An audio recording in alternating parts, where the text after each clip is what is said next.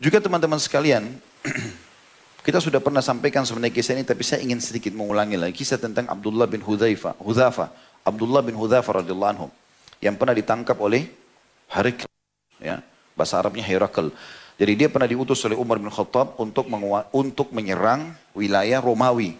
Kan dulu dibagi dua pasukan. Ada pasukan ke wilayah Romawi, dipimpin oleh Abu Ubaidah bin Jarrah, Khalid bin Walid. Di tahun 15 Hijriah, tahun 16 Hijriah, Sa'ad bin Waqqas menuju ke Persia. Nah di pasukan Khalid bin Walid dan Abu Ubaidah ini ada Abdullah bin Hudzaifah radhiyallahu anhu. Rupanya dia dengan kurang lebih 12-13 orang temannya pergi diutus oleh Khalid bin Walid dan Abu Ubaidah untuk menembus lebih dulu benteng-benteng. Ketangkaplah. Nah waktu ketangkap, Herakl ini mendengar umat Islam ini punya keyakinan yang luar biasa. Bahkan bahasa begitu dalam buku-buku sejarah, bahkan gunung pun tidak bisa sekokoh prinsip dan keyakinan seorang muslim. Begitu mereka yakini, mereka paham masalah itu. Maka dia bilang, saya ingin uji keyakinannya. Dipanggillah Abdullah bin Hudzaifah itu, lalu dia katakan, wahai Abdullah. Waktu itu diterjemahkan tentunya, kemudian dikatakan, wahai Abdullah, saya ingin menawarkan kepada kamu penawaran. Masuklah Nasrani, apapun yang kau minta dari harta, sebut saja, saya akan kasih. Kata Abdullah, tidak mungkin. Kemudian dia mengatakan, kalau begitu, saya tawarkan kamu yang lain.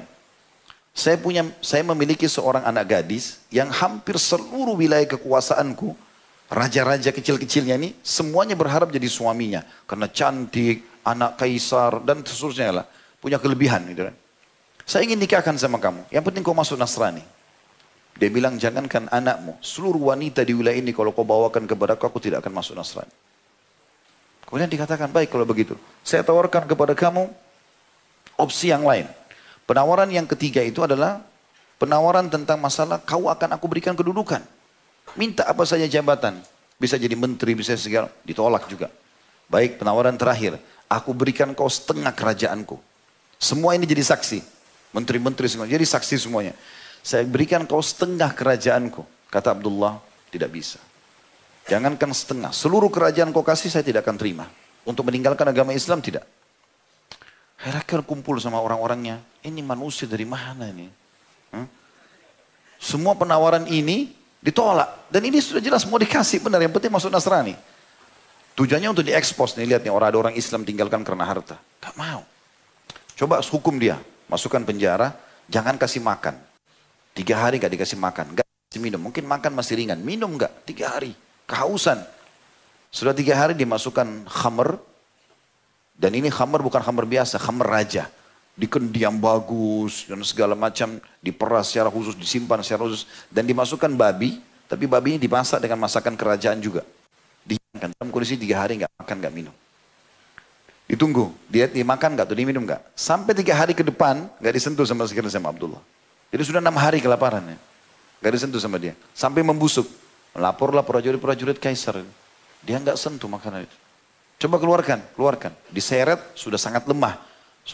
Kakinya itu sudah terseret di tanah. Di istana itu. Lalu kemudian kata kaisar, kenapa kau nggak makan? Sementara kau sudah 6 hari nggak makan. Kenapa kau nggak minum? Sementara kau haus. Dia bilang, saya tidak menyentuhnya sementara saya sehat. Saya tidak akan menyentuhnya pada saat saya lagi tersiksa seperti ini. Dan saya tidak akan pernah menghinakan agamaku karena penawaranmu. Kaisar yang akan membunuh dia digituin. Kaisar bingung, bagaimana menghadapi orang ini? Dia lakukan hal yang lebih besar lagi. Yaitu dia coba tawarkan untuk dihukum. Hukumannya itu yang disebutkan dalam riwayat adalah dia disalib, dipasang di sebuah kayu besar. Lalu disiapkan anak-anak panah. Pemanah, kalau kita seperti sniper siap menembak dia. Dan panah ini jelas. Sangat dekat jaraknya dan bisa merobek tubuhnya. Diletakkan mungkin 20-30 orang. Dan siap semua menarik. Dikasih instruksi untuk ditarik. Mau dilihat, tinggalkan agama enggak? Satu tarikan, terlepas setelah 30 anak panah ini. Kata Herakl, tanya dia. Kalau dia mau tinggalkan agamanya sekarang, kita lepaskan, tidak jadi bunuh. Kata Abdullah, jangankan 30 anak panah ini. Semuanya kau suruh prajurit panah saya tidak akan tinggalkan. Tidak goyah. Didatangkan akhirnya minyak panas, lalu didatangkan satu persatu prajuritnya. Dilempar-lemparin ke dalam minyak panas itu. Baru dilempar sedikit, keluar tinggal tulang-tulang saja. Depan Abdullah. Abdullah ditundukkan, diperlihatkan itu. Terus saja dilempar, lalu kemudian dikasih gilirannya. Begitu gilirannya Abdullah, Abdullah nangis. Kata Kaisar, kata Herakl kepada orang-orang, dia sudah nangis, kayaknya dia ketakutan. Gitu kan. Lalu kata Herakl, coba tanya, kenapa dia nangis? Ditanya Abdullah bin Abbas, kenapa kau nangis? Dia bilang, saya menangis karena saya cuma punya nyawa satu. Saya berharap punya nyawa sejumlah rambut saya. Supaya semuanya saya matikan dalam minyak ini. Semuanya mati di jalan Allah. Angkat tangan, ini sudah nggak bisa diapakan lagi, nggak bisa ini. Dan percuma, sekarang kalaupun dilemparkan ke dalam api, dalam minyak panas, dia mati pun namanya makin harum.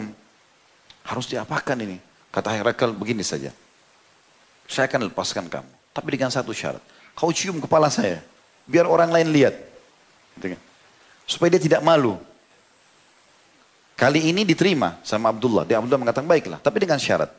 Pada saat saya cium kepalamu, kau lepaskan semua tawanan muslimin. Dia bilang baik, dilepaskan. Dilepaskan semua tawanan. Dengan dia cium kepala supaya diperlihatkan orang-orang semua. Bahwa seakan-akan Abdullah minta maaf. Padahal sebenarnya tidak. Gitu kan? Dilepaskanlah semua tawanan muslimin lalu dipulangkanlah ke Madinah. Waktu Umar dengar itu, Umar nangis. Sahabat semua nangis. Lalu Umar mengatakan, kepalamu hai Abdullah lebih layak untuk saya cium. Dicium sama Umar, dicium sama sahabat-sahabat yang lain. Kemuliaan dan penuh keyakinan. Gak ada ketakutannya kecuali kepada Allah Subhanahu Wa Taala. Ini pondasi dasar yang harusnya terbangun dalam kehidupan kita tentunya.